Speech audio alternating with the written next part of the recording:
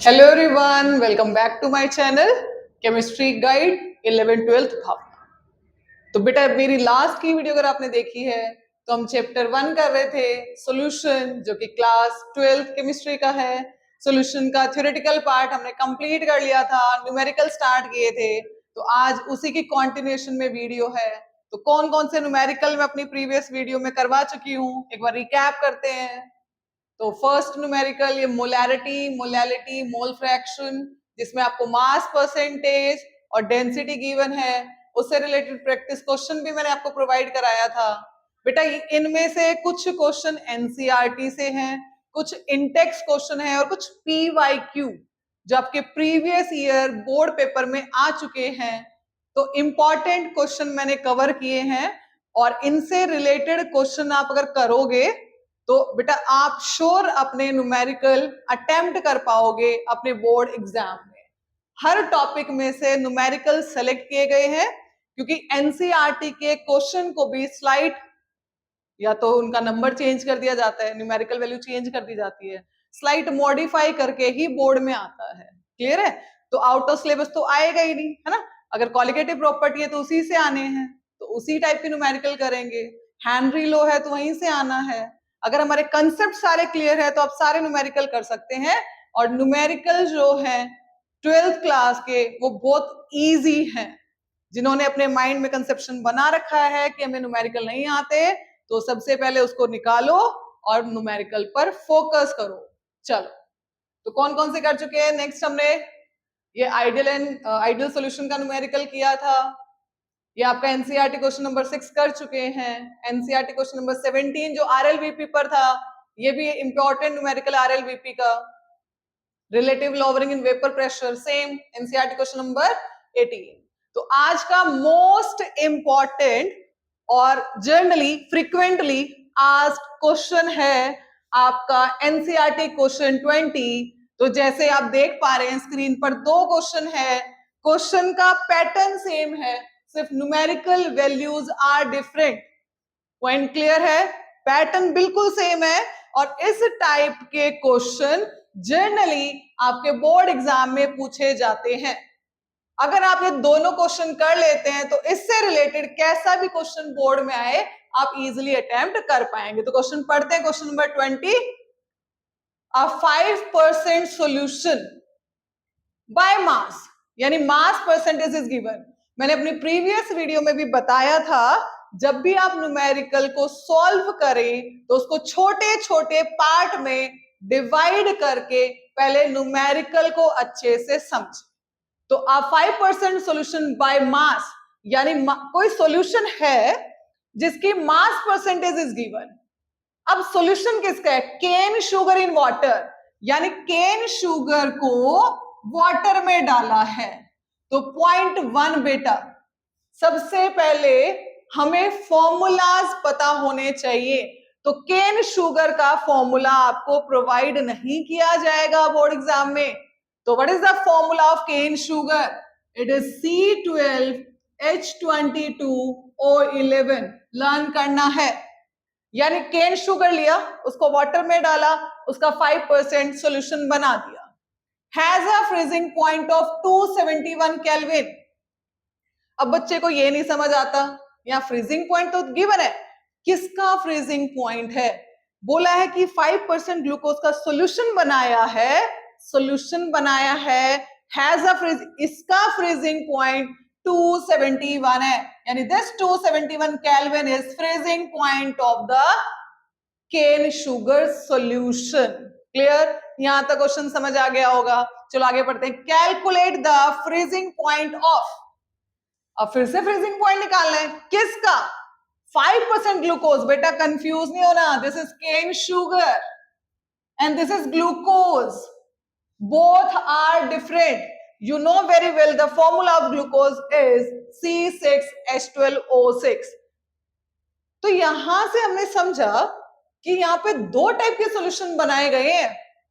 एक बार तो cane sugar को वाटर में डाला, सॉल्यूशन बन गया, 5% रखे 5%, उसका फ्रीजिंग पॉइंट देखा उस सॉल्यूशन का। फिर से बोला कि 5%, ये कंफ्यूजिंग पॉइंट है, यहां बच्चे कंफ्यूज हो जाते हैं। ये 5% और 5% देखकर कंफ्यूज्ड कि आई थिंक ये सेम, क्योंकि उनको केन शुगर का फॉर्मूला नहीं पता। वो सोचते हैं एक ही केस है। यहाँ पे दो अलग अलग केस है बेटा, एक ग्लूकोज इन वाटर, एक केन शुगर इन वाटर। अच्छा, अब क्या बोल रहे हैं? फाइंड आउट या calculate the freezing point of 5% glucose in water. तो ग्लूकोज को वाटर में डाला तो सोल्यूशन बन गया ना, तो किसका फ्रीजिंग पॉइंट बोला? सोल्यूशन का। अगेन सोल्यूशन दिया है सोल्यूशन का, बट केन जो शुगर है उसके सोल्यूशन का दिया है फ्रीजिंग पॉइंट, और निकालना ग्लूकोज इन वाटर से जो सोल्यूशन बना उसका freezing point. If the freezing point of pure water is, you know, freezing point of pure water 0 degree Celsius, जिसको केल्विन में हम 273.15 केल्विन लिखते हैं। क्लियर? तो क्वेश्चन को स्टार्ट करते हैं बेटा। इस क्वेश्चन को कैसे अटेम्प्ट करेंगे अब वो हम देखते हैं। क्लियर? चलो,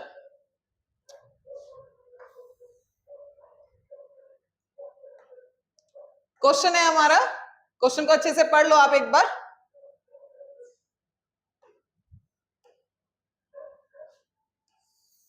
चलो स्टार्ट करते हैं बेटा करना। तो यहां पर आप समझ पा रहे हैं कि 2 केसेस आर गिवन, यहां पे 2 केस गिवन है। तो केस 1, कैलकुलेशन फॉर केस 1, पहले केस के लिए कैलकुलेशन करेंगे जो किसका है? केन शुगर का। ये आपको एग्जाम में मेंशन करना है। केन शुगर के लिए कैलकुलेशन कर रहे हैं। क्या गिवन है? गिवन है 5% सॉल्यूशन। तो 5% क्या गिवन है? 5%। तो 5% सॉल्यूशन दे रखा है बाय मास, यानी W बाय W, किसका? Cane sugar in water. तो 5% solution W by W of cane sugar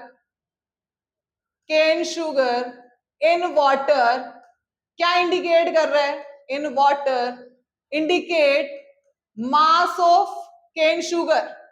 mass of cane sugar, ये शॉर्ट टर्म आप यूज नहीं करेंगे, पूरा केन शुगर लिखोगे जिसको हम सोल्यूट बोलेंगे, क्योंकि शुगर को पानी में डाला है ना, तो जिसको ऐड करते हैं सोल्यूट, इज 5 ग्राम बेटा। कितना होगा? 5 ग्राम। परसेंटेज 100 के लिए है, और 100 क्या होगा? हमारा टोटल सोल्यूशन होगा। तो mass of solution will be 100 gram. Clear? तो what will be the mass of solvent? Solution में से सोल्यूट माइनस करोगे 95 आएगा। 100 माइनस 5 किया है। क्लियर? क्या गिवन है? Freezing point, symbol of freezing point of solution, ये सॉल्यूशन का है बेटा, यही गिवन है, and its value is 271 kelvin. Last line में freezing point of pure water is also given, which is solvent, कितना है? 273.15 केल्विन। क्लियर है? अच्छा, केस 2 में क्या गिवन है?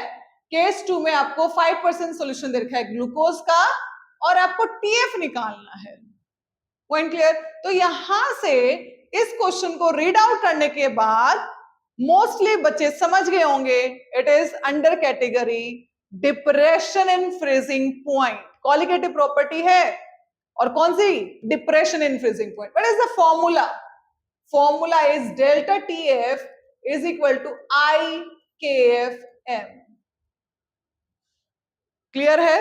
कभी भी कॉलिगेटिव प्रॉपर्टी के न्यूमेरिकल में आई को स्किप नहीं करना, क्योंकि कुछ बच्चे बोर्ड एग्जाम में पूरा न्यूमेरिकल सॉल्व कर देते हैं विदाउट आई, और उसमें आई का यूज होना होता है, तो पूरे 3 मार्क कट हो जाते हैं बेटा। तो आई वांट टू फैक्टर है। तो we know here the solute is cane sugar and glucose which are non-electrolyte, neither dissociate or associate. तो I value is 1. यहाँ पे I value क्या रहेगी? 1. क्लियर है?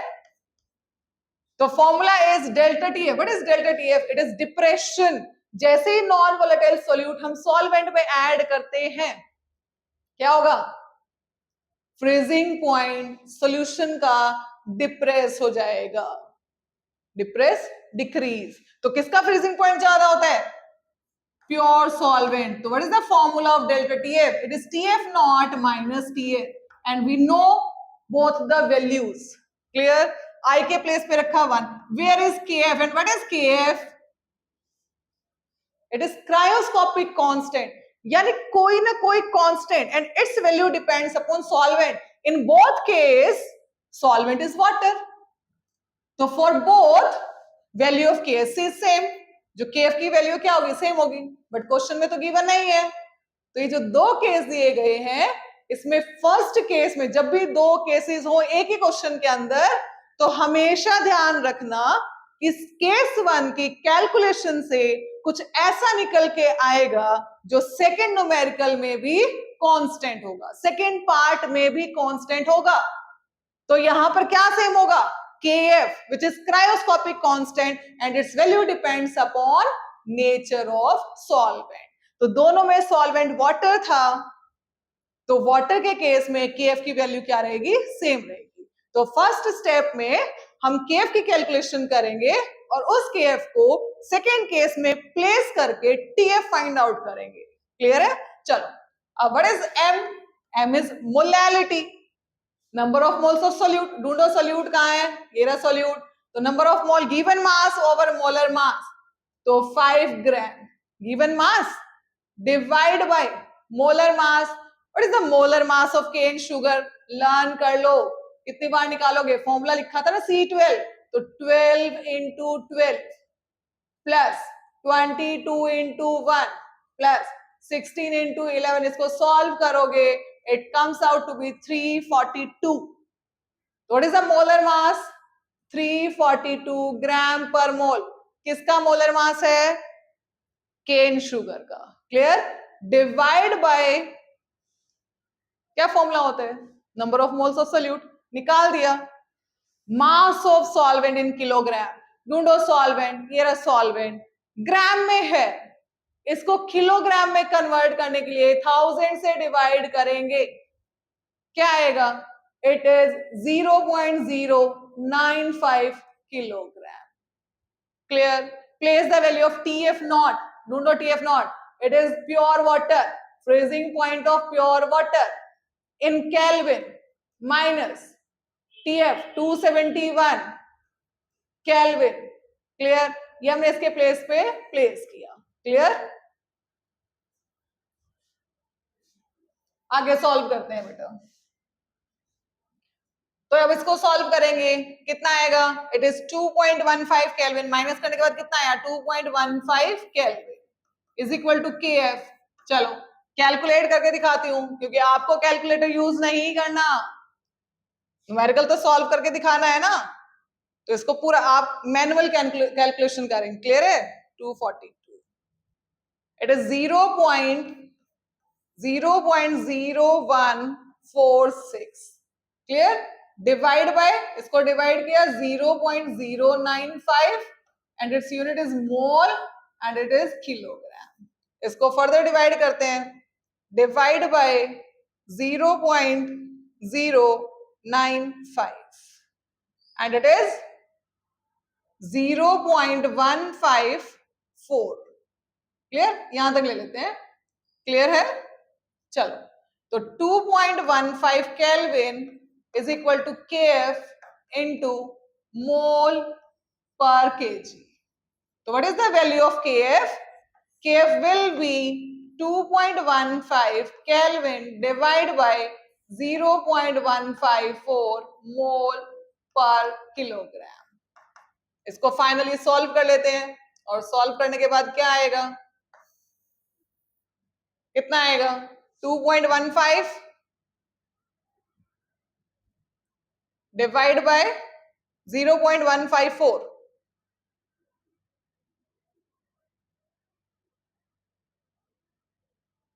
इट इज 13.96 बेटा, 13.96. क्लियर है?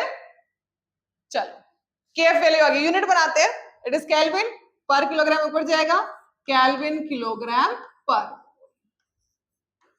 आई होप पार्ट 1 समझ आ गया होगा. अब इसका केस 2 सॉल्व करेंगे. जल्दी से नोट डाउन कर लो. चलो, केस 2. अब ग्लूकोज के लिए कैलकुलेशन करेंगे, तो हमें सिर्फ ये वाली वैल्यू याद रखनी है कि 13.96 आया था हमारा KF value, cryoscopic constant which is molar depression constant and its value depends upon nature of solvent. तो सेकेंड केस में सॉल्वेंट वाटर है, तो KF वैल्यू दोनों केस में सेम रहेगी। बेटा पहले ही बता रही हूँ, इस टाइप के न्यूमेरिकल में जहां पर 2 cases are given, first case से कांस्टेंट फॉर्म, जो फॉर्मूले में कांस्टेंट टर्म यूज हुई है उसको निकालेंगे और सेम वैल्यू को प्लेस करेंगे केस 2 में, यूज करेंगे केस 2 में। क्लियर है? चलो सॉल्व करते हैं। तो बेटा अब हमने KF वैल्यू यहाँ पे लिख ली है जो हमने अपने केस 1 में सॉल्व की थी। अब केस 2 स्टार्ट करते हैं, which is 5% solution of glucose, solution of glucose in water. Clear? तो इसका मतलब क्या है? 5% का मतलब 5 ग्राम, क्योंकि यहाँ लिखा है बाय मास, है ना? तो 5% का मतलब 5 gram glucose in 100 gram solution. तो मास ऑफ ग्लूकोज कितना आ गया? मास ऑफ ग्लूकोज C6H12O6 जो कि सोल्यूट रहेगा is 5 gram. Mass of solution जो कि ग्लूकोज सॉल्यूशन है is 100 gram. Mass of solvent which is water is 95 gram. Clear है? अच्छा अब क्या गिवन है? कैलकुलेट करना है freezing point of solution. TF not for water is given which is 273.15 Kelvin. And the formula used is delta TF is equal to IKFM. Clear? और glucose dissociate नहीं होता, जिसको हम वाटर में डिसॉल्व करते हैं तो ग्लूकोज ना तो डिसोशिएट होगा और ना एसोशिएट। तो हम यहाँ पे आई वैल्यू क्या रख देंगे? 1। अब कुछ बच्चों के माइंड में आएगा कि जब आई वैल्यू 1 थी तो हमने फॉर्मूले में यूज क्यों की? बेटा अपना माइंडसेट ऐसे करो कि जब भी हम कॉलिगेटिव प्रॉपर्टी के फॉर्मूले यूज करेंगे तो मॉडिफाइड वाले फॉर्मूले जो 1 टू फैक्टर के बाद आए थे वो यूज करेंगे ताकि हमारे माइंड से आई फैक्टर स्किप ना हो। बोर्ड एग्जाम एक ही बार होना है ना? तो लाइफ भर रिग्रेट रहे कि अगर मैं आई लगा देता तो मेरे 3 मार्क्स और आ जाते। पॉइंट क्लियर है? तो हमेशा याद रखो कि आई रखना है, नॉन इलेक्ट्रोलाइट है, आई की वैल्यू 1 रख के उसको हटा देना है। क्लियर? तो अब डेल्टा टीएफ क्या था? क्या था TF? Delta TF depression in freezing point. तो किसका फ्रीजिंग पॉइंट कम होता है? सॉल्यूशन का। तो delta TF is TF not minus TF is equal to i value 1 है, केएफ वैल्यू ये रही जो हमने केस 1 से निकाली। केस 1 को सॉल्व करने का मोटिव ही ये था कि वहां से हमें कांस्टेंट केएफ निकालना था।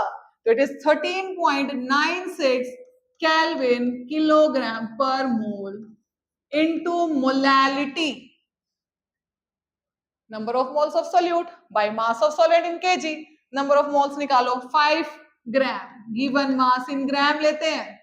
molar mass of glucose is 180 gram per mole।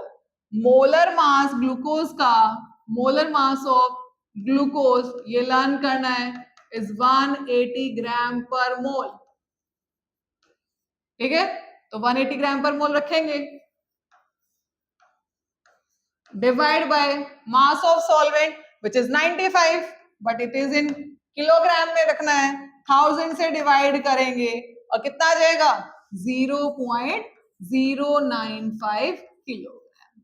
Solve करते हैं बेटा पहले राइट हैंड साइड को। टीएफ नॉट की वैल्यू भी रख सकते हैं। क्लियर?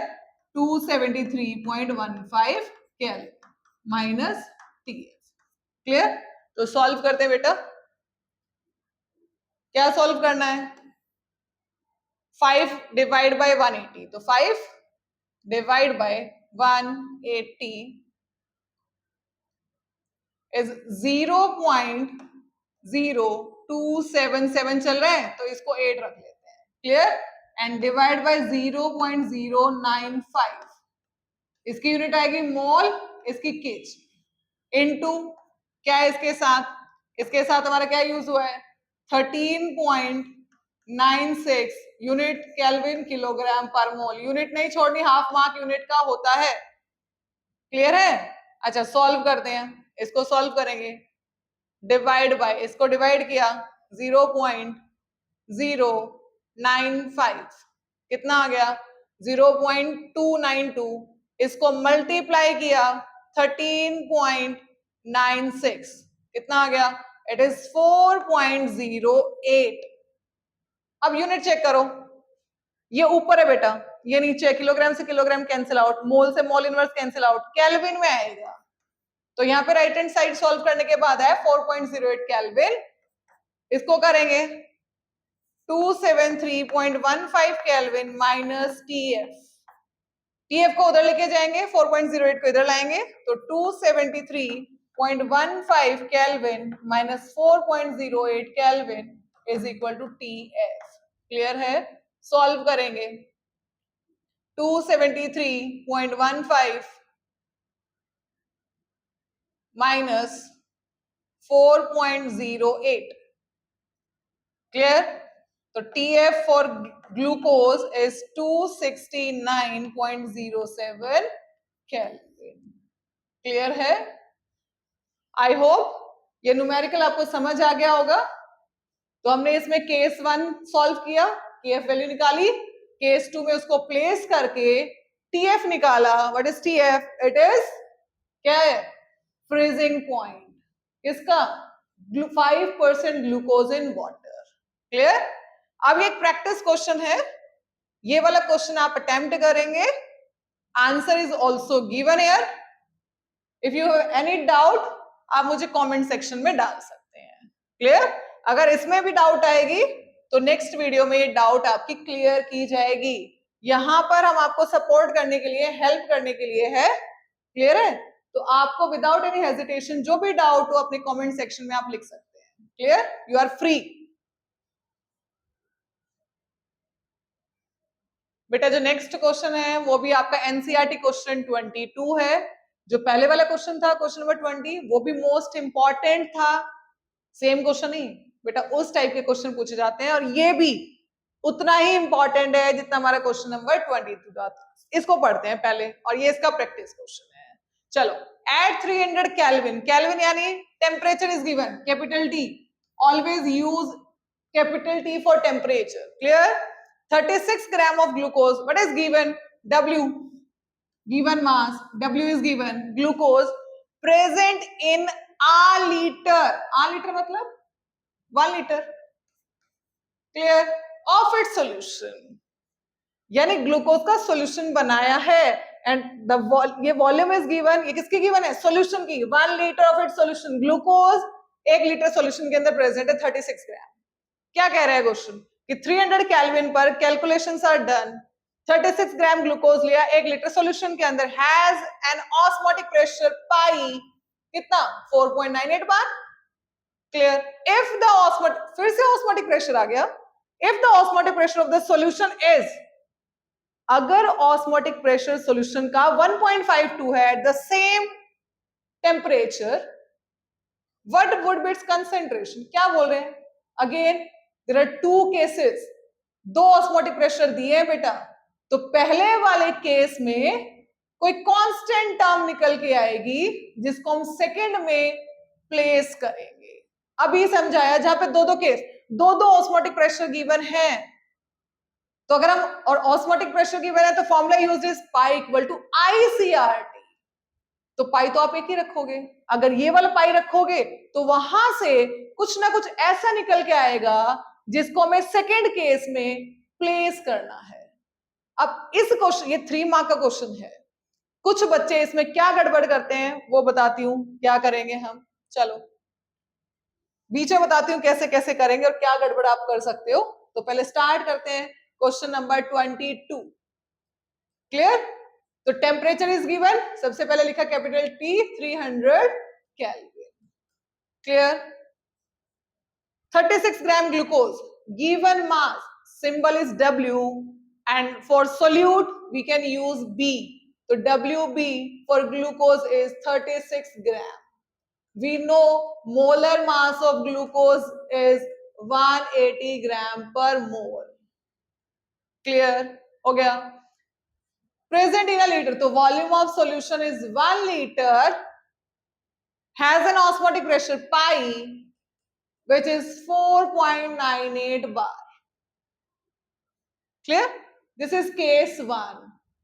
ये हम केस 1 सॉल्व कर रहे हैं, लिखना है आपको केस 1। क्लियर? अच्छा, फॉर्मूला पहले देख लेते हैं हमें क्या क्या चाहिए। Pi is equal to ICRT। We know that glucose is non-electrolyte, so I is 1. हट जाएगा फॉर्मूले में, पाई की वैल्यू प्लेस करते हैं. Where is pi? It is 4.98 bar. Clear? What is C? Concentration. Which concentration term is this? Molarity. What is molarity? It is N by V RT. What is N? Given mass by molar mass into VRT. This is the final. Clear? You complete expand कर दिया. Place the values. Where is WB? It is 36 gram. What is MB? 180 gram per mole into volume 1 liter R and T 300 Kelvin. आप ध्यान से समझो बेटा, आपको school level पे ना R की वैल्यू लर्न कराई जाती है, क्योंकि R तो गैस कांस्टेंट है. इसकी तीनों वैल्यू हमें पता है, 0.0821 लीटर एटीएम पर केल्विन पर मोल, और we can use 0.0831 bar decimetre cube per kelvin per mole. तो बच्चा सोच रहा है पे वेरिएबल क्या है, ये पता है, ये पता है, ये पता है, सब कुछ पता है, बट ये मिस्टेक नहीं करनी है. अब बच्चा क्या सोचता है जब क्वेश्चन पढ़ता है, वो फर्स्ट टाइम अगर उसने पूरे साल प्रैक्टिस नहीं किया है, वो क्या करेगा कि इसमें तो सब कुछ गिवन है, तो इस वाले पार्ट को यूज ही नहीं करता, सीधा केस 2 में पहुंच जाता है. और केस 2 में क्या लगाता है, केस 2 में सेम फॉर्मूला लगाया, पाई इक्वल टू CRT. तो आप क्वेश्चन देखेंगे, पाई इज गिवन 1.52 ATM या बार, जो भी देखा है बार. C तो वेरिएबल है, निकालना है. R की वैल्यू प्लेस कर देता है अपनी मर्जी से, और T is also given which is 3 eight the same temperature 300 kelvin. तो इसकी तो नीड ही नहीं हुई, इस पार्ट को तो यूज ही नहीं किया, तो क्यों बढ़ा रखा है क्वेश्चन. बेटा जो सिर्फ इसको सॉल्व करके आता है और खुद से सेल्फ से R की कांस्टेंट वैल्यू को प्लेस करेगा, तो R प्लेस करते ही आपका C तो निकल जाएगा, एक्यूरेट आएगा, बट आपको सिर्फ 1.5 मार्क्स आप इसमें गेन करोगे, क्योंकि 1.5 मार्क का पार्ट तो आपने छोड़ दिया. क्लियर? तो हमेशा ध्यान रखना, जहां पर भी दो केस होंगे, केस 1 से कांस्टेंट टर्म निकलेगी, बेशक आप उसकी वैल्यू पता, केफ ऑफ वाटर हमें पता होता है बेटा, फिर भी हमने पहले वाले केस में सॉल्व किया ना, तो सेम यहां पर आप केस 1 में R की वैल्यू सॉल्व करोगे, क्योंकि ऑल वैल्यूज आर गिवन है ना. तो R ही कांस्टेंट है जिसको हम किस में प्लेस कर सकते, फाइंड आउट करके हम यहां प्लेस कर सकते हैं. टेम्परेचर बोला ऐसे, बट वो तो गिवन है ना. तो जो निकालने वाली टर्म है केस 1 से, वो सिर्फ कांस्टेंट वाली निकल के आएगी. तो पहले वाले केस से हम R सॉल्व करके उसको सेकेंड वाले में प्लेस करके तब हम C निकालेंगे. आई होप आपकी डाउट अब क्लियर हो गई होगी. तो सॉल्व करते हैं बेटा, करते हैं सॉल्व. 4.98 बार इसको सॉल्व करेंगे. क्लियर? आप मैन्युअली करेंगे, आप कैलकुलेटर का यूज नहीं करेंगे. क्लियर है? तो 36 multiply 30, clear, and divide by 180. ये हमने इसको डिवाइड किया. क्लियर? और इसको यहां पे डिवाइड किया, यहां पे आ गया आपका 6. बेटा आई थिंक यहां पे कुछ गड़बड़ है, वो 180 रखा है. रिकैलकुलेट करते हैं, दोबारा देखो. 36 मल्टीप्लाई 36 को 30 से मल्टीप्लाई करना है, 0 मैंने कट कर दी पहले और वो यूज भी कर लिया. ठीक है, डिवाइड बाय 18 से डिवाइड करेंगे. 180 मैंने यूज किया क्योंकि 0 से 0 कैंसिल आउट किया. It comes out to be 60. कितना आ गया? 60 आ गया. तो 60 रखेंगे यहां पर, मल्टीप्लाई R. अब 60 को मैंने रख दिया, बट यूनिट तो डिसाइड कर ही नहीं, तो पहले हम यूनिट डिसाइड करेंगे. चलो यूनिट डिसाइड करते हैं. ग्राम से ग्राम कैंसिल आउट. क्लियर है? यहां ग्राम से ग्राम कैंसिल आउट हो गया, तो यहां पे बचा केल्विन. अब ये पर मोल ऊपर जाके मोल हो जाएगा, और ये लीटर ऊपर जाके पर लीटर हो जाएगा. क्लियर है? ये यूनिट हमारी यहां बची है इनटू R, और R बचा है. क्लियर? तो R को यहां छोड़ते हैं, 60 को उधर लेके जाते हैं, तो क्या आएगा? 4.98 बार डिवाइड बाय 60, यूनिट रखेंगे kelvin mole per litre is equal to R. इसको सॉल्व करते हैं, फाइनली आर की वैल्यू फाइंड आउट करते हैं। तो क्या रहेगा 4.98 डिवाइड बाय 60, क्या आया 0.083, और यही वैल्यू मैंने आपको बताई थी। तो आर की वैल्यू तो ये नहीं, बट हमें सॉल्व करनी है, डायरेक्टली नहीं रखनी थी। तो क्या आया 0.083 यूनिट बनाएंगे बार, ये पर लीटर ऊपर जाके लीटर हो जाएगा, जिसको हम डेसीमीटर क्यूब भी रख सकते हैं। तो बार लीटर पर केल्विन, केल्विन ऊपर जाके पर हो जाएगा, और मोल इनवर्स। अब इस आर की वैल्यू को हम यहां यूज करेंगे और अपना सेकंड केस भी सॉल्व करेंगे। क्लियर है? तो रखेंगे 1.52 bar is equal to C which is concentration. तो हमें कंसेंट्रेशन ही निकालनी थी। आर की वैल्यू प्लेस करो 0.083 बार लीटर पर केल्विन पर मोल इनटू 300 केल्विन। केल्विन से केल्विन इनवर्स कैंसिल आउट, बार से बार कैंसिल आउट, तो मोल्स पर लीटर में आपका आंसर आएगा। और आंसर क्या आएगा देखते हैं।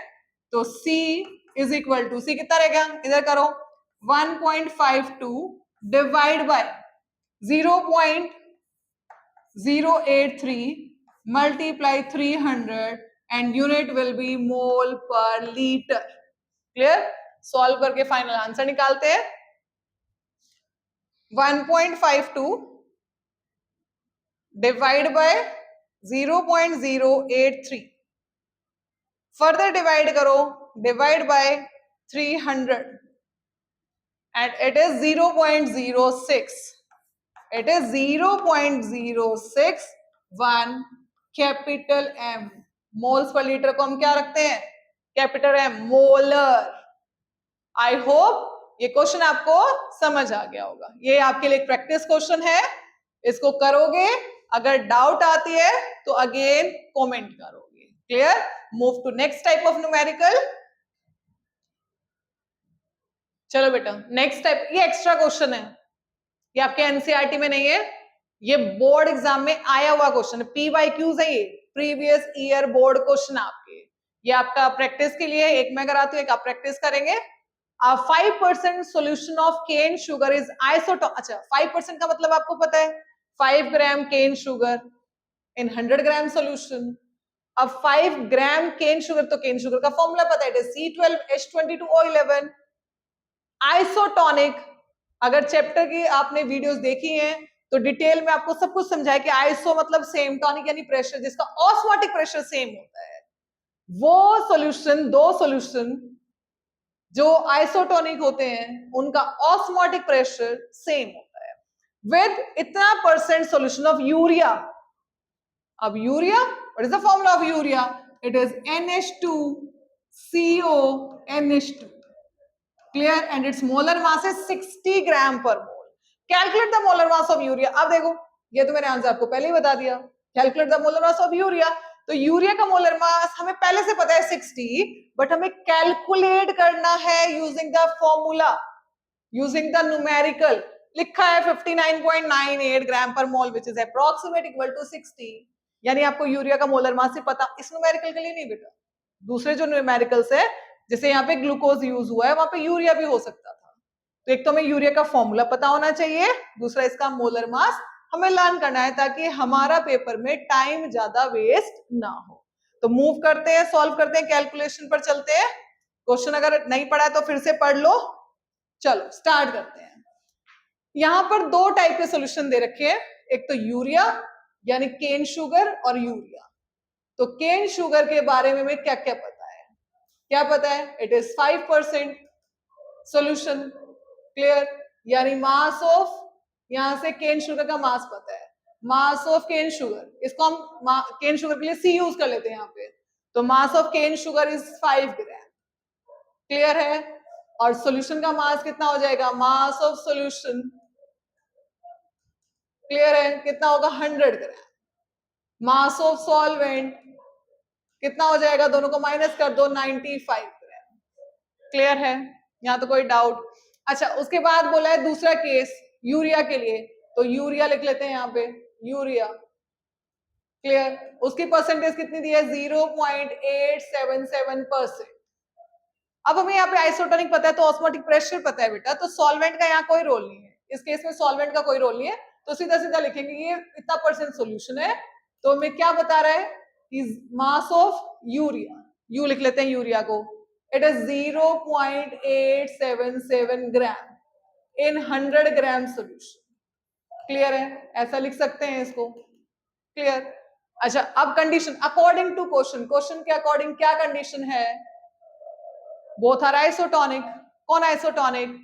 यूरिया का सॉल्यूशन और केन शुगर का सॉल्यूशन, यानी both have same osmotic pressure, तो according to question pi of urea is equal to pi of cane sugar.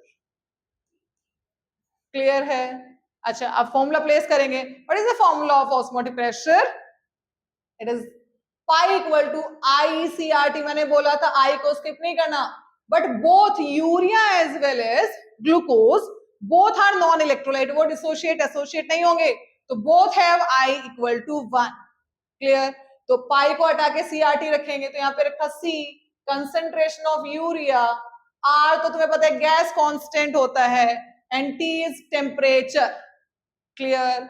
इधर रखेंगे सी ऑफ केन शुगर, यानी concentration of cane sugar, concentration of cane sugar. Clear? R and T. अच्छा, अब एक point ध्यान से सुनना है कि जब भी हम दो सॉल्यूशन को आइसोटोनिक प्रूव करते हैं तो बेटा दोनों का टेम्परेचर सेम रखते हैं, वॉल्यूम सेम रखते हैं, और उनको एसपीएम सेमी परमेबल मेम्ब्रेन से सेपरेट करते हैं, और दोनों का ऑस्मोटिक प्रेशर सेम कब होगा? जब उनकी कंसेंट्रेशन सेम होगी। They have same concentration. Clear? Osmotic pressure same है तो उनकी कंसेंट्रेशन भी सेम है, तो यहां से आर और T cancel out. Clear? Those solutions are said to be isotonic which have same molar concentration due to which have same osmotic pressure. चलो अब कंसेंट्रेशन को खोलेंगे, ये मोलैरिटी होती है, तो number of moles of urea divide by volume of solution. अभी बोला सेम सॉल्यूशन की वॉल्यूम रखेंगे। अच्छा, यहाँ पे क्या रखा? Number of moles of cane sugar divide by volume. देखो ये भी 100 ग्राम सॉल्यूशन के अंदर है, वो भी 100 ग्राम सॉल्यूशन के अंदर है ना, बट ये तो सॉल्यूशन का मास है। जब मास सेम है तो व्हाट इनका वॉल्यूम भी क्या होगा? अप्रोक्सीमेट सेम होगा, तो वॉल्यूम को भी कैंसिल कर देते हैं।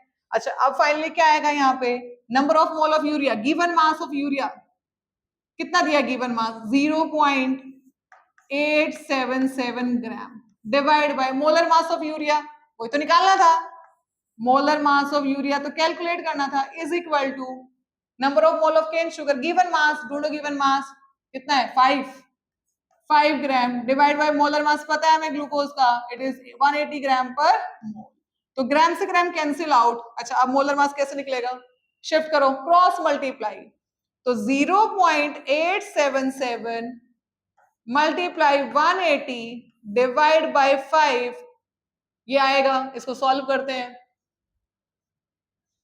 सॉल्व करने के बाद क्या आता है? देखो 0.877, इसको मल्टीप्लाई करेंगे 180 से और इसको डिवाइड कर देंगे 5 से, कितना आएगा बेटा? एक बार ये चेक करते हैं, कैलकुलेशन गड़बड़ हुई है यहाँ पे, दोबारा देखो 0.877 मल्टीप्लाई किया 180 से, उसको डिवाइड किया, किससे डिवाइड किया? 5 ग्राम है ना, 5 से। एक सेकेंड बेटा, रीचेक करते हैं। बेटा यहाँ पे क्या गड़बड़ हुई है? देखो कैलकुलेशन आपके सामने गड़बड़ आ रही थी ना, वो क्यों आ रही थी? यहाँ पे तो केन शुगर गिवन है ना, ये देखो केन शुगर गिवन है, और हम यूज क्या कर रहे हैं? ग्लूकोज। मैंने यहाँ पे केन शुगर लिखा, बट मोलर मास किसका यूज किया? ग्लूकोज। ध्यान देना, मैंने बोलते इसमें ग्लूकोज बोला था, तो ग्लूकोज का मोलर मास लिखा है, ये ग्लूकोज नहीं आएगा, यहाँ पे केन शुगर है। तो केन शुगर का मोलर मास मैंने इससे पहले वाले न्यूमेरिकल में भी सिखाया था, 342। फॉर्मूला लिखा था यहाँ पे C12H22 O11। क्लियर है? तो हम यहाँ पे वैल्यू गलत प्लेस कर रहे थे, मोलर मास रख रहे थे ग्लूकोज का, बट क्वेश्चन में तो केन शुगर है, तो केन शुगर का रखेंगे। अब कैलकुलेट करोगे तब सही आएगा। यहां पर भी हमें क्या रखना है, 342। क्लियर? 342। चलो करते हैं, कैलकुलेट करो। 0.877 मल्टीप्लाई 342 एंड डिवाइड करेंगे इसको 5 से, and your answer will be 59.98। Clear है? तो molar mass of urea comes out to be 59.98 gram per mole. Clear? तो जो यहाँ पे छोटी सी मिस्टेक, बेटा ह्यूमन है, मिस्टेक सबसे होती है, बट आपको क्या ध्यान रखना है, बोर्ड में क्वेश्चन को बहुत ध्यान से पढ़ना है, क्योंकि यहाँ पे मैं बहुत सारे न्यूमेरिकल समझा रही हूँ तो वही माइंड में घूम रहा है, glucose cane sugar. Point clear है? तो प्रेजेंस ऑफ माइंड से आपको क्वेश्चन को क्या करना है, अटेम्प्ट करना है, क्योंकि आपको तो बोर्ड में ही क्वेश्चन मिलेगा। क्लियर है? तो मेरा तो मिक्स हो गया, कभी ग्लूकोज कभी केन शुगर, बट आपको ध्यान रखना है, ये गलती आपको नहीं करनी। ये आपके सामने लाइव चल रहा है, बिल्कुल लाइव मिस्टेक हुई है, और यही मिस्टेक आप बोर्ड में करके आते हो। मिस्टेक से हमें हमेशा सीखना चाहिए, गलतियों से सीखो। ह्यूमन वही है जो गलतियों से सीखता है। Clear? Move to next numerical. बेटा ये वाले जो क्वेश्चन दिए हैं ये आपकी प्रैक्टिस क्वेश्चन है, आपको एक्स्ट्रा क्वेश्चन प्रोवाइड करेंगे, एनसीईआरटी से नहीं है, but these are PYQ question और द इंपॉर्टेंट टाइप क्वेश्चन। ये सारे आइसोटोनिक पे हैं, ऑस्मोटिक प्रेशर, आइसोटोनिक, इनको करोगे सॉल्व तो श्योर आप सॉल्व कर पाओगे। फिर भी अगर आप फेस करते हो प्रॉब्लम तो आप मुझे कमेंट सेक्शन में डाल सकते हो। अगर फिर भी आपको कोई प्रॉब्लम आती है तो आप कमेंट कर सकते हो। अब हम नेक्स्ट न्यूमेरिकल की तरफ मूव करते हैं। नेक्स्ट अगेन जो आपकी एनसीईआरटी बुक है बेटा, उसमें 4 क्वेश्चन जो कि मोस्ट इंपॉर्टेंट है एनसीईआरटी में, चैप्टर 1 में जो 4 मेरे को जो सबसे इंपॉर्टेंट क्वेश्चन लगते हैं, जो मैं अपने स्टूडेंट को, जो बिल्कुल डफर से डफर बच्चा होता है, जो बिल्कुल वीक बच्चा होता है, उसको भी बोर्ड में प्रिपेयर करा के भेजती हूँ, और वो भी मिनिमम आउट ऑफ 50 स्कोर करते हैं। क्लियर? यानी कुछ क्वेश्चन हमारे ऐसे होते हैं कि जनरली वो हमारे क्वेश्चन पेपर में पूछे जाते हैं। तो NCERT question number 20, 22 and this 40 and 41। Clear? These 2 and 2022 जो भी मैंने करवाया पहले, ये 4 क्वेश्चन मोस्ट इंपॉर्टेंट है, ये सबको करके जाने हैं, सबको प्रैक्टिस करने हैं अच्छे से, इन्हीं को ट्विस्ट करके, मोल्ड करके, वैल्यू चेंज करके क्वेश्चन को बोर्ड में प्रेजेंट किया जाता है। तो आप नेक्स्ट क्वेश्चन हमारा क्वेश्चन नंबर 40, इसको रीड करो। डिटरमाइन द अमाउंट, अमाउंट से आपको पता चला है तो गिवन मास में निकाल सकते हैं, मोल्स में निकाल सकते हैं, तो या तो कुछ गिवन मास निकालना होगा या मोल्स निकालने होंगे। किसके? Calcium chloride, whose I value is given 2.47। Clear? I value is given, तो यहां से पता चल गया I वाला फॉर्मूला इंट्रोड्यूस करना, मॉडिफाइड फॉर्मूला यूज करना है। डिसॉल्व इन इतना लीटर ऑफ वाटर, यानी सॉल्यूशन की वॉल्यूम इज गिवन, वाटर दिया है, बट यहां पर हम क्या लेते हैं, वॉल्यूम ऑफ सॉल्यूशन की, पानी लिया उसमें हमने कैल्शियम क्लोराइड को डिसॉल्व किया, तो such that it's osmotic pressure is इतना एट इतना डिग्री सेल्सियस। तो स्टार्ट करते हैं इस क्वेश्चन को। चलो क्वेश्चन स्टार्ट करते हैं अपना। चलो कैसे करेंगे इसको, देखो सबसे पहले हमें निकालना क्या है, क्वेश्चन नंबर 40 करा रही हूं बेटा, और वेट करो। क्वेश्चन नंबर 40, तो हमें निकालना क्या है, हम गिवन मास निकाल लेंगे कैल्शियम क्लोराइड का। क्लियर है? चलो उसके बाद i value is given which is 2.47, इसकी कोई यूनिट नहीं होती। Volume is given which is 2.5 litre. Osmotic pressure is also given, which is pi 0.75 atmosphere, and temperature is 27 degree Celsius. उसको हम कन्वर्ट करेंगे केल्विन में, 273 ऐड करेंगे। क्लियर है? तो इट इज 300 केल्विन। क्लियर? अच्छा उसके बाद अब सॉल्व करते हैं, फॉर्मूला लगाएंगे। यहां से पता चल गया आपको कि ऑस्मोटिक प्रेशर वर्ड यूज हुआ, तो ये फॉर्मूला लगेगा, तो pi equal to I C R T. Value place करते हैं, पाई के प्लेस पे पाई की वैल्यू प्लेस करो, 0.758 M is equal to I 2.47, C number of mole per unit volume, R की वैल्यू वी नो 0.08, यहां तक तो सेम रहता है, 2 और 3 में ज्यादा डिफरेंस नहीं है, बट कौन सा चाहिए हमें, एटीएम, तो 0.083 या 2 भी ले सकते हो बेटा, ठीक है, बार, ये बार में आएगा तो हमें क्या लेना पड़ेगा, ध्यान दो, 2 वाला लेंगे यहाँ पे, क्लियर, तो 0.0, वेट करो बेटा,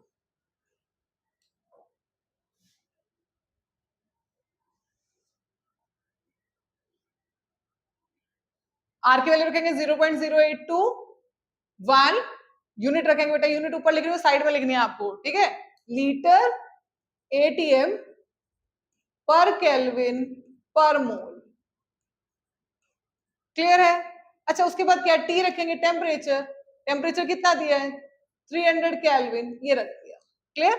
अच्छा अब नंबर ऑफ मोल को खोलेंगे बेटा, आप नेक्स्ट स्टेप में करोगे, मैं यहीं पे करा रही हूँ, नंबर ऑफ मोल को खोलेंगे तो गिवन मास बाय मोलर मास आएगा, गिवन मास तो निकालना है। अच्छा वॉल्यूम के प्लेस पे वॉल्यूम की वैल्यू रख देते हैं, वॉल्यूम की वैल्यू क्या है, कितना दिया है वॉल्यूम 2.5 लीटर, तो यहाँ रख दिया 2.5 लीटर, यहाँ था मोलर मास, निकाल लेते हैं कैल्शियम क्लोराइड का, कैल्शियम क्लोराइड का मोलर मास कैसे निकालेंगे, calcium 40, atomic mass of calcium is 40 plus chlorine 35.5 into 2, तो 71 प्लस 40 इट इज 111, क्लियर है, क्लियर, तो ये रखेंगे ग्राम पर मोल, तो हमारा मोलर मास आ गया कैल्शियम क्लोराइड का 111, तो ये थोड़ा स्पेस निकाल लेते हैं यहां से,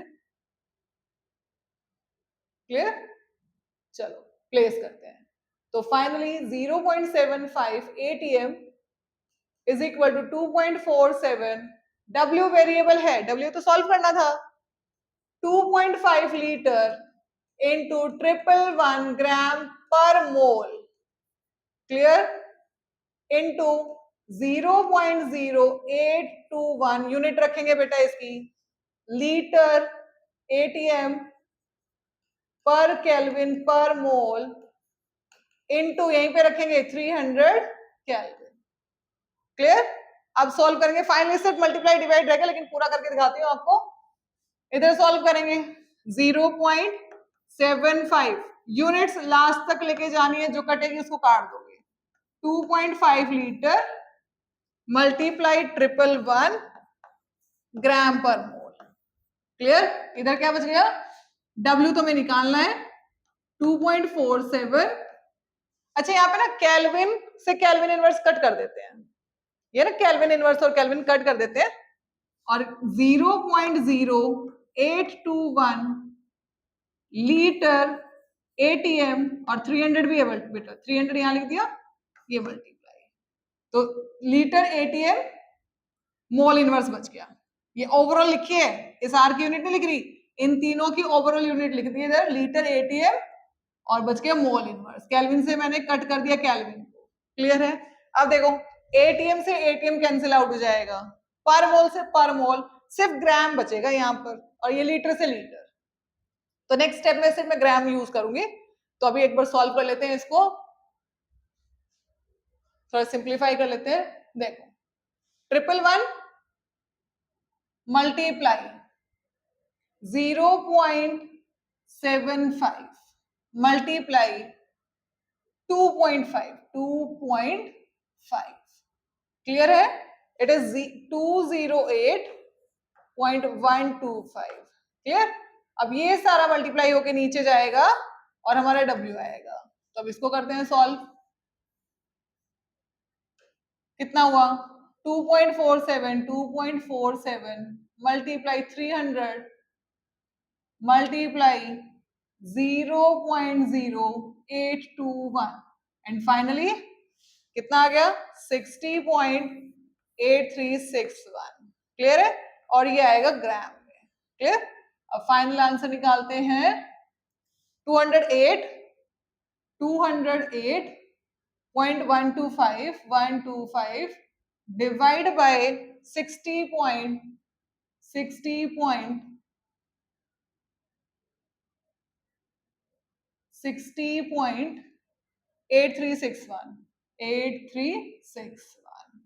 clear and answer will be 3.42 तो W कितना आ गया 3.42 ग्राम क्लियर है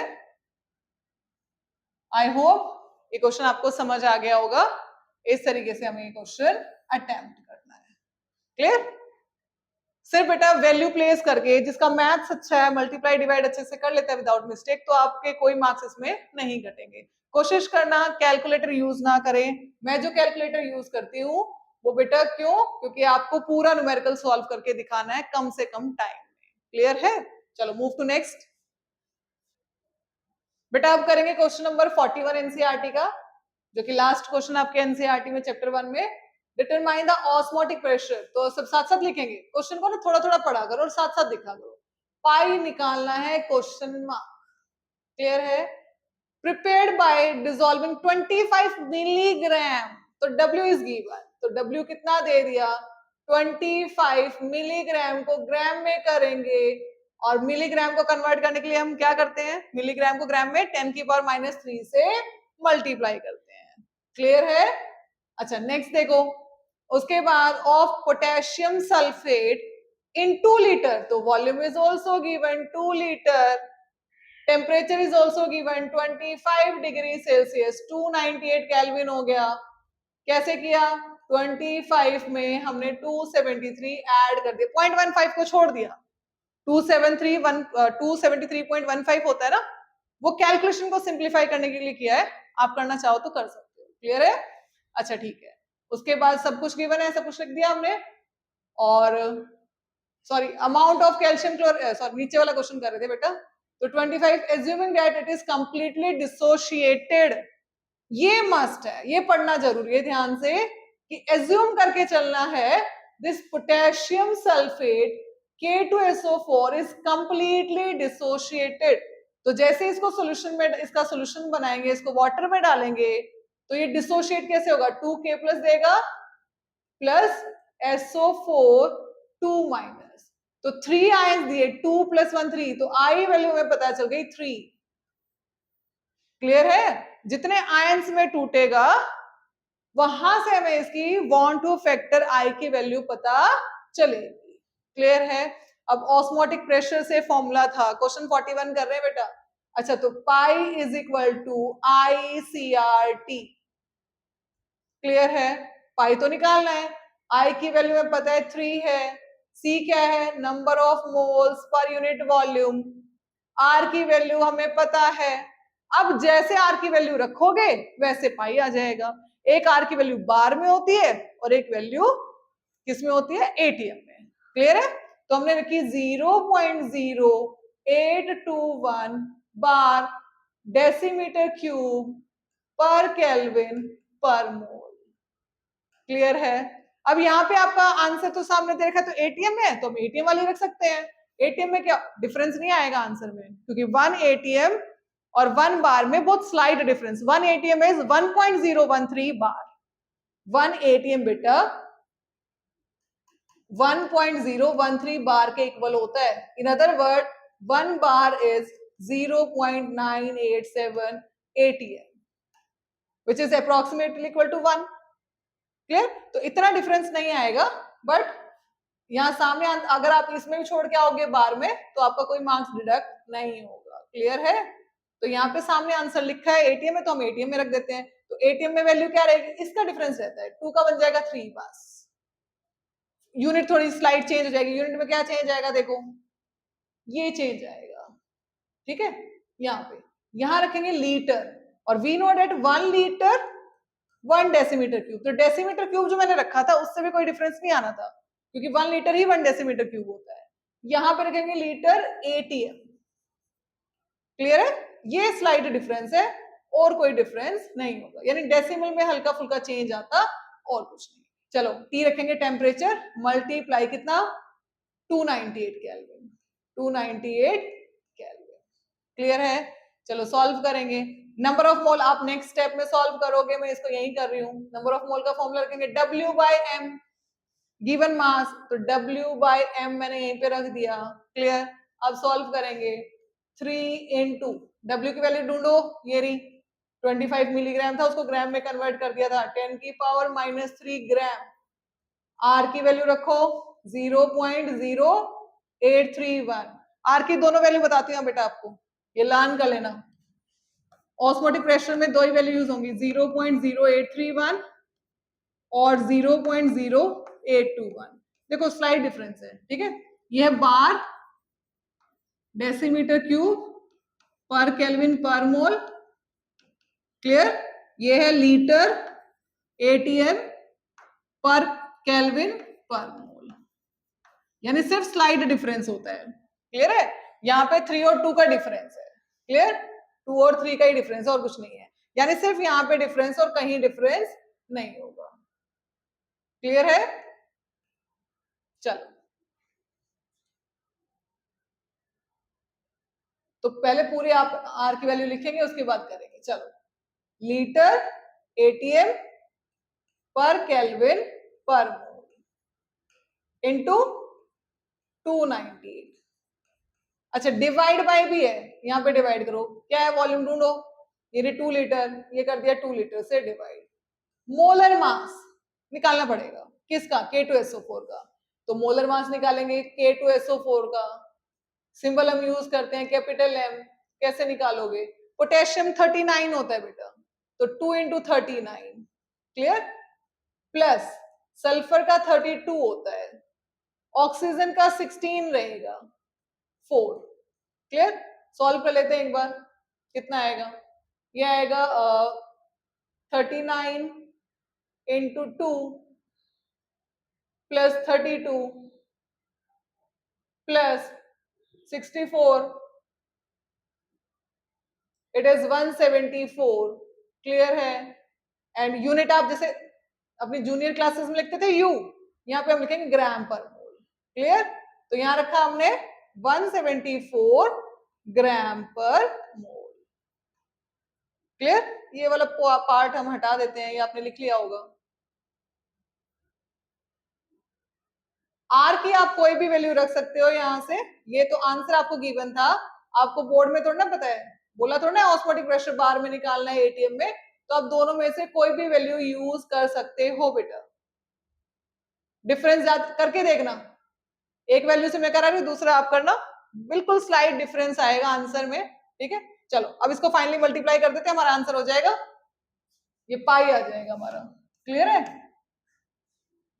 क्या आएगा देखो, सबसे पहले क्या सॉल्व करेंगे, 75, इन दोनों को मल्टीप्लाई, यूनिट कट लेते हैं यहाँ पे ना, फाइनल यूनिट डिसाइड कर लेते हैं, ग्राम से ग्राम कट जाएगा, कट गया। पर मोल है, इसको पर मोल बोलते हैं, ये भी पर मोल है, तो पर मोल से पर मोल कट गया, क्लियर।